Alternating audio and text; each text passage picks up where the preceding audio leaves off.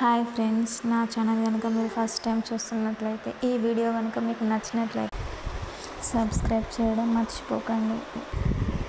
ఈరోజు ఎపిసోడ్లో కావ్య రూమ్లో సారీ మార్చుకుంటుంది. అప్పుడు రాజు వస్తాడు.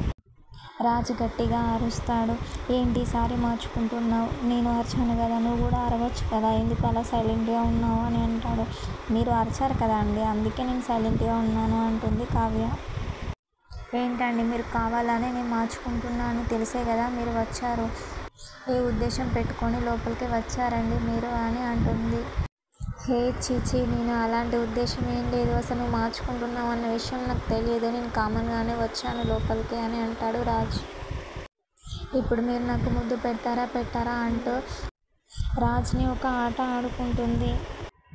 రాజ్ కంగారు పడుతూ ఏ ఆగు అంటూ ఎలా తప్పించుకోవాలో తెలియక బయట పూజ జరుగుతుంది అని అంటూ తప్పించుకుంటాడు. అవును కదా అండి, పూజ జరుగుతుంది కదా, అందుకే నేను సైలెంట్గా ఉంటున్నాను, అందుకే వదిలేస్తున్నా పోండి అని అంటుంది. Please like, share and subscribe చేయడం మర్చిపోకండి.